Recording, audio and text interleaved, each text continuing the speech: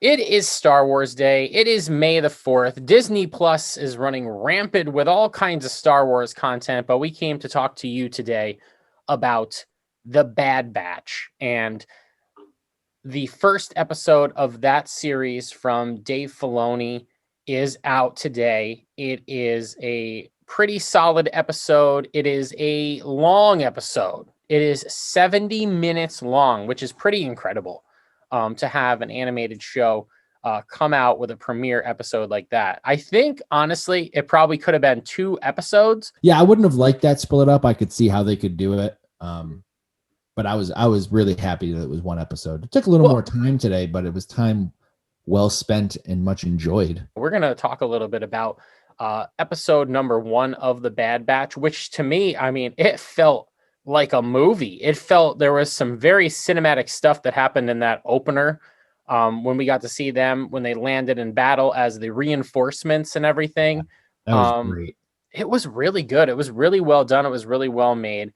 I liked how the episode progressed as a whole. I thought it dragged at sometimes, but I think that happens. There has to be a lot of, you have to establish certain things. You have to explain what's happening, and you have to have reintroduction of characters, which, I think they introduced Clone Force 99, aka the Bad Batch, enough in the first like 25 minutes or so, because like they walk on and they're like, "Who's that?" Well, that's Clone Force 99. Like, and then they, they go through their introductions and everything. I think Moff Tarkin asked about it, and then the communions. Oh, this is Clone Force 99. It's like, and then the kid is in the hallway. You're Clone Force 99. You're Hunter. You're Wrecker, and everything. It's like, okay, we know their names. We get it.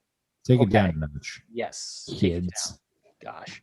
But overall, I think that it was a super fun episode. It's definitely it's in the same tone as Clone Wars, which isn't, that doesn't surprise me since it's being made by Dave Filoni and it is a spin-off of the Clone Wars. Not in the same way that Rebels was a sequel series to the Clone Wars. This is like a spin-off of what's happening. They still had the Clone Wars title. They did. They had the Clone Wars title. They had the narrator and everything. So wasn't that you? That wasn't. No, it wasn't me. It was not this time. No, not this time. They called. I had a conflict. I couldn't do it. So they said, "We'll bring in Tom Kane." We're introduced to a Jedi, and we're introduced to a Padawan who are being their troops are being assaulted by the Separatists, the droid army, and that's when Clone Force 99 comes in. And so they had a Padawan come out, and I thought that they said his name was Caleb. Or was I hearing that wrong? Kanan. No, it's Caleb, but Kanan Jarrus is not Kanan Jarrus' real name. I didn't know that. He was born Caleb Doom.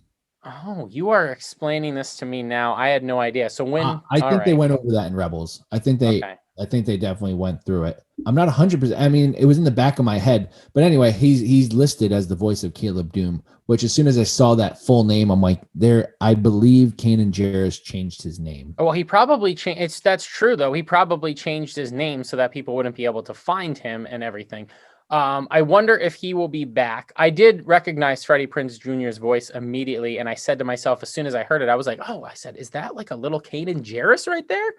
And then, of course, they said Caleb, and that confused me. But now that you've explained that to me, now that makes a whole lot more sense.